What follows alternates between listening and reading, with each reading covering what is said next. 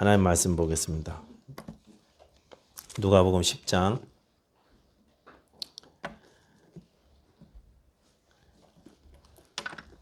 1절부터 3절까지. 그 후에 주께서 따로 70인을 세우사 친히 가시려는 각 동네와 각 지역으로 둘씩 앞서 보내시며 이르시되 추수할 것은 많되 일꾼이 적으니 그러므로 추수하는 주인에게 청하여 추수할 일꾼들을 보내주소서 하라. 갈지어다 내가 너희를 보냄이 어린 양을 이리 가운데로 보낸가 같도다. 아멘. 아버지 하나님 감사합니다. 오늘 우리에게 주시는 말씀을 통해서 우리를 부르시는 하나님을 알게 하여 주시고 주의 말씀에 순종케 하여 주시옵소서. 이 시간에 성령께서 역사하여 주셔서 주의 영으로 충만케 하여 주시옵소서. 예수님 이름으로 기도하였습니다. 아멘. 자, 오늘 본문 1절에 보시면 이런 말씀이 있습니다. 그 후에 주께서 따로 70인을 세우사 친히 가시려는 각 동네와 각 지역으로 둘씩 앞서 보내셨다 이렇게 되어 있습니다. 따로 70명을 선별하셨다 이렇게 되어 있는데 앞에 9장에 보시면 12제자를 보내시는 장면이 똑같게 나오거든요. 그 12제자를 보내셨고 그 이후에 12제자와 별도로 또 70명을 보내셨다 이런 뜻입니다. 주님께서 가시는 마을에 가셔야 될 마을에 먼저 들어가서 우리 주님의 역사가 일어날 수 있도록 준비하라고 그렇게 부탁하시면서 보내신 것입니다. 그 분부 내용은요, 누가복음 9장에 나오는 앞장에 나오는 12제자를 보내셨을 때 했던 내용하고 내용이 거의 비슷한데 더 자세하게 되어 있습니다. 더 자세하게 길게 이렇게 부탁하셨어요. 근데 왜 예수님께서 하필이면 이 70명을 따로 세우셨을까? 왜 70일까? 이렇게 궁금해 하실 수 있죠. 창세기 10장에 보시면 노아 홍수 이후에 노아의 세 아들을 통해서 이렇게 민족들이 생기는데 그 민족 숫자가요 70민족입니다. 아십니까? 야벳 후손이 14명이고 함 후손이 30명이고 셈 후손이 26명이에요. 도합 70민족들의 족장입니다. 애굽의 날에 갔던 야곱의 식구가 총 몇 명이에요? 70명입니다. 자부들 빼고. 스데반 집사님은 75명이라 그러셨는데 뭘 보고 75명이라 그러셨는지 모르겠어요. 구약 성경에는요 70명으로 되어 있습니다. 그리고 광야에서 장로들을 세울 때 장로 숫자가 몇 명이었습니까? 70장로였어요. 70명을 장로님으로 세웠어요. 이 70이라는 숫자는 그래서 온 세상, 온 민족, 온 열방, 온 가족을 의미하는 그런 단어인 것입니다. 그러니까 예수님께서 지금 온 세상을 향해서 70명을 보내신다는 것은 모든 사람을 다 염두에 두시고 그렇게 보내셨다 이런 뜻이 될 수 있을 것입니다. 하나님의 마음이 지금 온 세상을 향하고 있다 하는 것을 우리가 이 숫자를 통해서도 볼 수 있는 거죠. 왜 우리가 선교사님들을 돕고 윤승주 선교사님께 편지 보내심을 위해서 기도도 하고 헌금도 보내고 그리고 터키니 시리아니 우리하고 상관도 없는 이슬람 국가에 헌금도 보내고 왜 합니까? 하나님의 마음이 거기 있기 때문에 그렇습니다. 하나님께서 그들을 사랑하시기 때문에 그렇습니다. 그래서 우리가 기도도 하고 헌금도 보내는 것입니다. 예수님께서는 온 세상을 향한 하나님의 마음을 우리에게 지금 보여주고 계십니다. 당신의 사람들을 부르셔서 제자로 세우시고 또 보내시는 것입니다. 전 세계로 보내시는 마음을 우리에게 보여주셨습니다. 지금도 하나님께서는 당신의 사람들을 부르고 계시고 그리고 부르셔서 보내기를 원하시는 것입니다. 그렇기 때문에 어떤 의미에서 성경은요 부르심의 책이에요. 부르심의 책, 나를 부르신 책이 성경입니다. 여러분 모세오경의 원래 제목이 뭔지 아십니까? 창출, 레민신. 우리는 이제 이 헬라 성경, 헬라 말로 번역된 그 성경의 제목을 따라서 창세기니 출애굽기니 이렇게 부르고 있지만 원래 히브리 말 제목은 따로 있어요.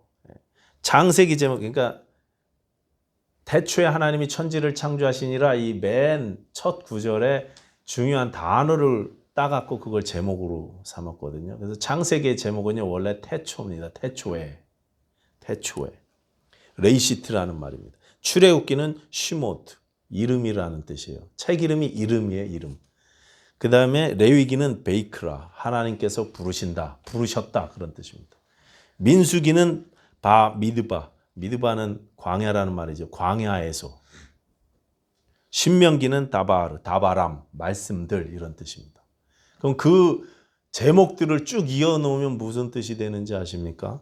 태초에 광야에서 부르신 이름의 말씀 그런 뜻입니다. 하나님께서 태초부터 광야에서 우리의 이름을 부르신 말씀 이런 뜻이에요. 모세오경을 통해서 태초부터 하나님께서 우리를 광야에서 계속 광야 같은 이 세상에서 우리를 부르고 계신다는 뜻입니다. 성경은요 부르심의 책입니다. 하나님은 우리를 부르셨고 지금도 주의 말씀을 갖고 세상에 나가도록 내 삶의 자리로 나갈 수 있도록 그렇게 초청하고 계신다는 것입니다. 여러분 우리 교회는 우리 성도님들은 다 이 부르심을 아시고 이 부르심에 순종하실 수 있는 저와 여러분들 되어야 할 줄로 믿습니다. 근데 이 부르심에 순종하면서 나갈 때 그 길이 쉬웠겠습니까? 쉽지 않았죠.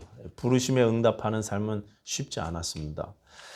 그들이 말씀을 전하면서 이 70명이요. 병자들을 고쳐주고 또 기도도 해주고 귀신들도 항복을 시켰지만 아마도 대부분 경우 많은 경우 제대로 된 대접도 못 받고 돌아다니셨던 것 같습니다. 그래서 예수님께서 그분들을 보내시면서 분부하실 때 오늘 본문의 뒤쪽으로 쭉 가서 보시면 너희를 영접하지 않으면 거기서 그냥 나와라 그렇게 말씀하시면서 또 덧붙이시기를 소돔 이야기도 하시고 고라신 이야기, 베세다 이야기 하시고 그리고 가버나움 이야기 하셨어요. 꾸짖는 말씀하셨어요.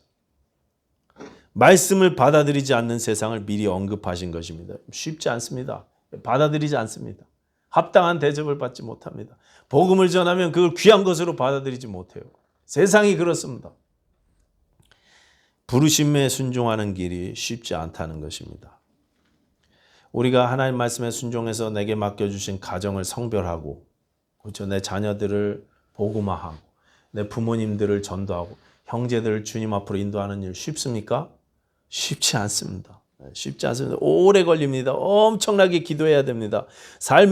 내 삶의 자리에서 예수 그리스도의 제자로 사는 삶 쉽습니까? 시시때때로 유혹이 다가오고 신앙을 넘어뜨리게 만드는 그런 일들이 일어나는데 내가 만나는 사람들마다 잃은 영혼에 관심 가지면서 사는 삶 그렇게 호락호락하지 않다는 것입니다. 계속 영적으로 예민해져 있어야 되는데 그렇지 못할 때가 우리에게 많기 때문에 그렇습니다. 그렇다고 또 누가 내가 부르심에 순종한 삶을 산다고 알아주는 것도 아니에요. 하나님은 물론 나를 아시고 보고 계시지만 사람들이 뭐 나를 딱딱 알아주는 것도 아닙니다. 목사가 뭐 나를 알아줍니까? 교회가 나를 인정해 줍니까? 아무도 모릅니다. 쉽고 평안한 길이 아닙니다. 그럼에도 불구하고 하나님께서는 우리에게 이 부르심에 순종하기를 초청하고 원하고 계신다는 것입니다. 당시 보내심에 순종했던 70명의 이 제자 그룹들, 두 번째 이 제자 그룹들의 이름은요 성경에 나오지 않습니다. 이분들이 누구셨는지. 12사도 외에 교회에서 그 그룹에서 제일 먼저 파송된 사람들이고 기독교 역사상 거의 최초의 선교사님들이라고 할 수 있는 이분들이 이름이 기록되어져 있지 않습니다. 한 명도 알려져 있지 않습니다. 최초의 멤버고 최초의 선교사들인데 성경은요 이분들의 이름을 70명 중에 단 한 사람도 언급하지 않습니다. 왜 그렇습니까? 이름도 없이 빛도 없이 순종하는 게 우리의 일이기 때문에 그렇습니다. 내 이름을 남기려고 하는 일이 아니기 때문에 그렇습니다. 우리를 부르심에 순종하는 것은 하나님께 쓰임받는다는 그 자체가 즐거운 일이고 쓰임받는다는 자체가 귀한 것이기 때문에 그렇습니다. 그 일로 다른 사람에게 인정받는 것은 별로 중요한 일이 아니기 때문에 그렇습니다. 하나님의 교회는 유명한 사람들의 이야기가 아닙니다. 무명의 신자들의 이야기예요. 무명의 신자들. 우리 21세기 침례교회를 위해서 계속 눈물로 기도하는 사람들, 남모르게 기도하는 그 사람들의 이야기예요. 나중에 하나님께서 저 하늘에서 우리 21세기 침례교회를 평가하실 때 그때 뭐 언제 일했던 목사, 그때 언제 일했던 목자 이렇게 이야기하시지 않고 그때 뒤에서 기도하면서 후원했던 사람, 그때 기도하면서 교회를 떠받들었던 그 신자를 하나님께서 귀하게 여기실 줄로 믿습니다. 이름도 없이 빛도 없이 무명으로 부르심에 순종한 사람들이 하나님 나라를 이루어가는 것입니다. 기독교 역사는 그래왔어요. 항상 무명의 신자들에 의해서. 지금도 그렇습니다. 요 얼마 전에 미국 전체 공항 시스템에 에러가 생겨갖고요. 그 공항들마다 막 난리가 난 적이 있었어요. 그렇죠? 그랬을 때 저 시카고에 어떤 중요한 업무를 있었던 분, 시카고 오하라 공항이었는데 거기서 막 항의가 일어나고 난리가 났대요. 비행기가 다 연착되고 올스탑 됐으니까. 미국 전체 공항이 다 그렇게 됐습니다.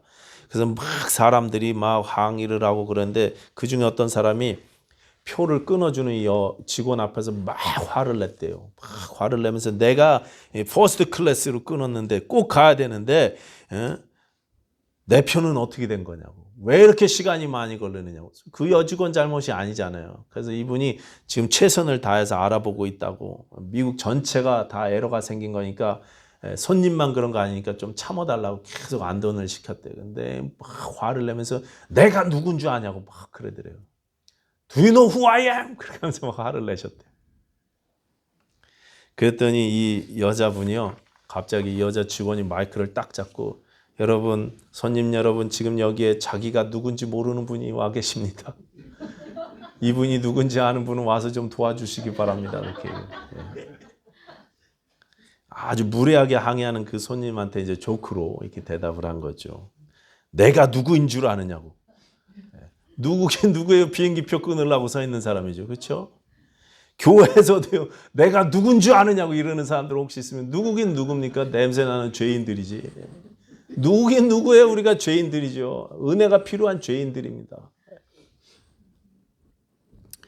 기억하십시오. 여러분. 부르심에 순종하는 기본 원리는 내가 없어지는 거예요. 내가 없어지는 것입니다. 그는 흥하고 나는 쇠하여야 하리라. 우리 침례 요한처럼. 이 모습이 우리에게 있어야 돼요. 근데 우리 내 자아가 시퍼렇게 살아갖고 막 꿈틀꿈틀거리면서 다닌다니까요. 예배 시간 시작부터 끝까지. 제가 사진 하나 보여드리겠습니다. 사진 우리 박승혜 성도님께서 다운받아 주셨어요. 저 사진 뭔지 아십니까? 조선시대 사진인데 맨 왼쪽에 서 계신 키 큰 분은 미국 선교사님이세요. 나머지 분들은 이분들은 권서입니다. 1800년대 말에 성경을 전국에 나눠주시던 분들이십니다. 조선 말기죠. 기독교가 한국에 들어왔을 때 이분들이 성경을 나눠주고 전도하시던 분들이 있었어요. 여러분 조선은 물론 선교사님들이 와서 복음을 전했지만 이 선교사님들이 본격적으로 들어오시기 전에 성경책부터 퍼졌어요. 평양에서 선교사님이 성경책 집어던지고 순교하셨잖아요. 아시죠? 그때 복사된 성경들이 퍼지기 시작해갖고 이미 선교사님들이 아펜젤러니, 언더우드니, 페니기니 이런 분들이 들어오시기 전에 전국에 성경이 퍼지기 시작했어요. 저 권서분들이, 권서라 그랬어요. 저 직분을. 저분들이 보따리 성경을 싸갖고 다니시면서 전국에다가 성경을 퍼뜨리셨던 분들입니다. 가난하고 인습이 찌들었던 조선 땅, 마을과 마을을 돌아다니면서 성경을 나눠주고 우리의 소망은, 우리나라의 소망은 예수밖에 없다고 그렇게 알려주던 분들이 있어요. 그 다음 사진도 있죠. 이렇게 앉아서 전도도 하셨어요. 우리가 최초의 선교사님은 PCUS의 언더우드 장로교단의 언더우드 선교사님이시고 감리교회의 아펜젤러 선교사님이라고 알고 있고 침례교회는 캐나다 분들이셨어요. 캐나다 침례교회 페닉 선교사님이라고 이렇게 알고 있죠. 유명한 분들입니다. 또 우리 중국 내지 선교회는 영국 침례교회 허슨 테일러 선교사님 유명한 분이죠. 우리가 알고 있고 또 근대 선교의 아버지 그러면 영국 침례교회 윌리엄 캐리 선교사입니다. 이렇게 다 알고 있습니다. 그런데 이런 엄청난 분들의 이름은 우리가 잘 알고 그분들의 수고에 감사하고 그분들의 간증을 듣고 은혜를 받지만 그때 이 조선 땅에 있었던 권서들의 이야기는요. 이름은요 알려져 있지가 않아요. 죄다 무명입니다. 자기 이름 세 글자를 남기지 않았습니다. 조선 땅에 복음이 전파된 것의 70%는 어떤 선교사님이 그렇게 이야기하셨어요. 70%는 선교사의 일이 아니라 선교사가 잘해서 그렇게 된 게 아니라 저 권서들 덕분이었다. 보통 이렇게까지 이야기하셨어요. 골목마다 시장마다 마을마다 다니시면서 전도하시고 성경을 나눠주고 그냥 나눠주면 그 성경책 담배 말아 피니까 보리 한 대라도 받아서 돈 한 푼이라도 받아갖고 나눠주시는 거예요. 당시에 대구에서 사역하던 이 맥파랜드라는 선교사님이 이렇게 말했대요. 우리는 이 권서들의 수고를 달러나 센트로 평가할 수가 없습니다. 52주 중에 평균 36주 정도를 이분들은요 길에서 노숙하면서 다녔어요. 전국을 걸어서 돌아다녀야 돼요. 하루 12시간씩 다니면서 밥 주면 얻어먹고 안 주면 굶으시면서 강도와 도둑을 만나기도 했고 그렇게 충성스럽게 부르심을 따랐지만 이름은 남기지 않습니다. 그 중에 62세 권서, 이제 꺼셔도 돼요. 62세의 권서 할머니가 계셨어요. 62세면 요즘에는 할머니도 아니죠. 요즘은 이제 청춘이 막 시작되는 연세인데, 근데 당시에는 62세면 할머니잖아요. 당시에 한국 아기들, 일찍 죽는 아기들을 빼고 그 기대 수명이 채 50이 되지 않을 때였습니다. 그러니까 60을 사셨으면 굉장히 장수하신 건데, 이 할머니가 62살에 예수님을 믿으셨어요. 62살에 예수님을 믿고 68세에 천국에 가셨어요. 62세에 예수님을 믿고 나서 보니까 세상이 달라 보이고, 이 한많은 세상이 한많은 세상이 아니라 정말 기쁜 세상이고 감사한 세상이라는 걸 알기 시작했어요. 우리 조선 땅의 여인들은요, 그냥 이 삶이 얼마나 힘든지, 그 술 먹고 노름하고 외도하고 그 도박하고 폭력 휘두르는 남편 섬기느라고, 그 남편의 집 시댁 섬기느라고 고생하다 보니까 다 한이 맺혀 있어 그냥. 그래갖고 그냥 노래를 해도 그냥 한많은 이 세상 막 이래가면서 노래를 하잖아요. 정말 이 세상이 한많은 세상인 줄 알았는데 예수 믿고 나서 보니까 너무나 행복한 세상인 거예요. 하나님께서 우리에게 이 짧은 시간 동안 주를 위해서 일할 수 있도록 너무 소중한 찬스를 주신 시간들이었어요. 천사도 흠모할 만한 그런 찬스를 지금 나에게 주셨다는 걸 알기 시작했어요. 62세에 예수 믿어갖고 그제서야 알게 됐어요.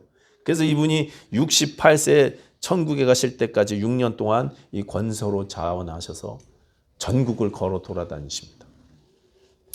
3,000명이 넘게 전도를 하셨다고 기록되었다 그래요. 그리고 특별히 이분은 슬픔 많은 여인들을 전도하시면서 이 세상이 한많은 세상이 아니고 사실은 정말 축복된 세상이다. 하나님이 네 삶을 보신다. 불쌍한 여인들을 전도하고 말씀으로 위로하셨다고 합니다. 그런데요, 이 할머니 이름도 몰라요. 그렇게 훌륭한 일을 했는데 이름은 남기지 않았어요. 모두 다 그렇습니다. 이름을 알리지 않아요.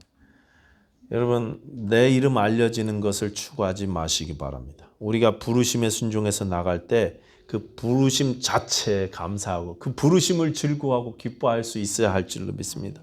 나 같은 죄인을 부르시고 사명까지 맡겨주신 것이 얼마나 큰 은혜인지 여러분 다시 한번 생각하시고 나를 그 부르심 때문에 감사하고 기뻐하실 수 있는 저와 여러분들 되셨으면 좋겠습니다. 근데 이 부르신 사람들에게 예수님께서 가장 먼저 요구하신 일이 무엇이냐면 2절 보시면 추수하는 주인에게 구하고 기도해라 그렇게 말씀하셨어요. 가장 먼저 해야 될 일이요, 이 밭을 보면서 안타까워하는 마음을 갖는 것, 하나님의 마음을 품는 것, 이게 가장 먼저 우리가 해야 될 일입니다. 하나님의 마음을 가지고 기도하는 일. 제가 제 외할머니 이야기를 드린 적이 있었는데요, 제 외할머니가 결혼하셔서 4남 2녀의 자녀를 낳으셨어요. 저희 어머니가 이제 넷째고 딸로는 둘째입니다. 그런데 제 외할아버지가 그렇게 좋은 남편, 좋은 가장이 아니었습니다. 좋은 아버지가 아니었어요. 항상 집안일이 힘들고 외로운 가운데 제 외할머니가 혼자서 이제 가정을 그렇게 하시다가 예수님을 알게 되셨어요. 저 이북 땅에서. 예수님을 믿은 그날부터 전도해 주신 분의 가르침을 따라서 이분은 새벽 기도를 시작했습니다. 세상이 막 바뀌어 보이니까 너무 새벽에 가서 기도하는 게 좋으신 거예요. 제 외할아버지는 평안도 철산 앞바다에서 고기배를 타셨는데 몇 날 며칠을 배를 타시고 집에 들어오시면 심지어 자녀들이 보는 앞에서도 제 외할머니를 구타하셨어요. 어디 양갓집 교수가 새벽부터 돌아다니냐고. 양갓집 어른이 그래 자기 와이프를 폭력 휘두르는 건 괜찮고 다른 사람 눈이 무서워갖고 돌아다니는 건 안 되고. 6.25 전쟁 때는 남한에 피난 오셔서 맨손으로 내려왔기 때문에 다들 이태원에 정착하셔갖고 거기서 그냥 구걸하다시피 사셨죠. 다들 힘드셨죠. 다들 식구들 그냥 힘들게 거기 이태원 바닥에서 그렇게 어렵게 사시는데 우리 외할아버지는 혼자 청계산에 올라가 갖고 고구마 농사 지면서 나는 자연인이다 이러고 거기서 혼자 그러고 사셨어요. 식구들 다 내팽개치고 그래갖고 너무 힘들다 보니까 제일 큰 외삼촌은 제 할머니가 다른 가정에 입양을 보내시고 딸들 둘은 그냥 팔려가다시피 그렇게 시집을 보내고 저희 어머니도 팔려가다시피 제 아버님 댁에 시집 오셨어요. 얼마나 눈물겹고 가슴 아픈 삶이었겠습니까? 그런데 그 힘든 시간들을 기도하면서 이겨내셨습니다. 기도하시면서 내게 맡겨주신 저 남편 전도를 위해서 또 가정을 성별하기 위해서 교회를 의정부에 있는 교회를 다니셨는데요. 의정부가 추워요. 서울 위쪽이라서 그런지 그 추운 겨울에도 담요 하나 이렇게 들고 교회 마루 바닥에 앉아서 기도하시면서 사셨어요. 돌아가실 때도 교회에서 기도하시다가 돌아가셨습니다. 여러분 부르심에 순종하겠다고 나서면 많은 어려움들 만나게 돼요. 핍박이 있습니다. 섭섭한 일, 속상한 마음들도 많이 생깁니다. 나를 아무도 안 알아준다니까요. 안 알아줘요. 그렇기 때문에 우리가 하나님의 마음을 알고 기도하는 일이 필수인 것입니다. 하나님의 마음을 알아야 우리가 이길 수 있어요. 그 마음으로 이기는 거죠. 내 힘으로는 속상해서 어떻게 이기겠습니까? 못 버티죠. 그래서 우리가 기도에 좀 더 힘쓰면서 하나님 마음을 알아야 된다는 것입니다. 여러분 조금만 더 기도에 힘쓰십시다. 하나님 마음을 알아가십시다. 마지막으로 우리가 이렇게 기도하면서 이름도 없이 빛도 없이 부르심에 순종하게 되면 그때 우리를 기다리는 게 있어요. 3절이죠. 3절 다 같이 한번 읽어보겠습니다. 3절 시작. 갈지어다 너희를 보냄이 어린 양을 이리 가운데로 보낸가 같도다. 우리 앞에 기다리는 게 일이죠. 일이 때가 기다리고 있습니다. 사단의 공격이 시작되는 것입니다. 영적인 공격이 시작되는 거예요. 내가 주님께 순종하기 시작하면 그래서 말씀대로 살려고 애쓰기 시작하고 하나님의 초청에 응답해서 순종하기 시작하면 그러면 영적 공격들이 시작됩니다. 말씀대로 살지 않으면 겪지 않아도 될 아픔들 있잖아요. 그냥 그렇게 살면 그냥 넘어가는 건데 말씀대로 살려고 하면 어려움을 겪게 되는 거예요. 그래서 순종이 어려운 것이고 그래서 말씀대로 살려고 하면 눈물 나는 일이 생기는 거예요. 혼자 울게 되지 않습니까? 그런데 어렵지만 우리는 하나님이 나와 함께 하심을 믿고 저 늑대 소굴로 들어가는 것입니다. 가서 이 늑대와 이리들을 때려잡는 게 아니고 양 같은 순결함으로 그들을 섬기는 거예요. 거룩으로 죄악된 세상을 섬기는 것입니다. 거룩함으로 승리하는 것입니다. 선으로 악을 이기는 거예요. 양의 삶으로 늑대들을 이기는 거예요. 세상을 이기는 것은 세상의 힘이 아니라 거룩함으로 성도의 성결로 이기는 것입니다. 우리가 말씀에 순종해서 나갈 때 분명히 어려움도 있을 것이고 분명히 영적 공격들도 있을 것이지만 하나님께서 함께 하심을 믿고 우리가 더욱더 신자다운 성결함으로 이겨나가자는 것입니다. 오늘 보면 뒤에 7절에 보시면 이 보냄받은 70명이 기쁨으로 돌아오죠. 기쁨으로 돌아와갖고 예수님께 막 선교 보고를 했어요. 귀신들이 항복하는 모습 때문에 막 기뻐갖고 귀신들도 막 떨어집니다. 막 그렇게 이야기를 했더니 예수님께서 뭐라고 하시냐? 나도 봤다. 그렇게 이야기하시면서 너희 이름이 하늘에 기록된 것으로 기뻐해라. 그렇게 말씀하셨습니다. 여러분, 하나님께서 우리의 이름이 하늘에 기록돼 갖고 하나님이 내 이름을 아시고 하나님이 나를 잘 아신다는 것 때문에 그래서 잘 아시는 나에게 사명 주셨다는 것 때문에 여러분 기뻐하실 수 있어야 될 줄로 믿습니다. 아무에게나 사명 맡기겠습니까? 아무에게나 귀한 사명을 맡길 수 있겠습니까? 정말 중요한 거는요. 정말 믿을 만한 사람들에게 맡기는 거 아닙니까? 하나님께서 나를 믿을 만하게 보셔서 충성되이 여기셔서 나에게 사명을 맡겨주셨어요. 내 가족 식구들을 맡겨주시고 내 이웃을 맡겨주셨습니다. 하나님께서는요. 우리를 부르셨습니다. 사람을 살리라고. 말씀을 전하라고, 우리 가정을 세우라고, 성별하라고, 인생을 우리에게 주신 이 짧은 시간을 하나님 나라를 위해서 그렇게 사용하라고 우리를 부르셨어요. 근데 우리가 이제 우리 인생 거의 많이 쓰셨잖아요. 앞으로 남은 여생 여러분 하나님을 위해서 쓰시기 바랍니다. 부르심에 순종하시기 바랍니다. 믿음으로 응답하시기 바랍니다. 이름도 없이 빛도 없이 기도하면서 나아가실 수 있는 저와 여러분들 됐으면 좋겠습니다. 삶의 늘 거룩을 추구하시면서 순종함으로 이기실 수 있는 우리 21세기 침례교회 됐으면 좋겠습니다. 기도하겠습니다. 하나님 아버지 감사합니다. 우리를 충성되이 여기셔서 부르시고 사명 주시니 감사합니다. 하나님께서 부르시니 부르심에 합당한 삶을 살게 하여 주시고 순종하게 하여 주시옵소서. 예수님 이름으로 기도하였습니다. 아멘.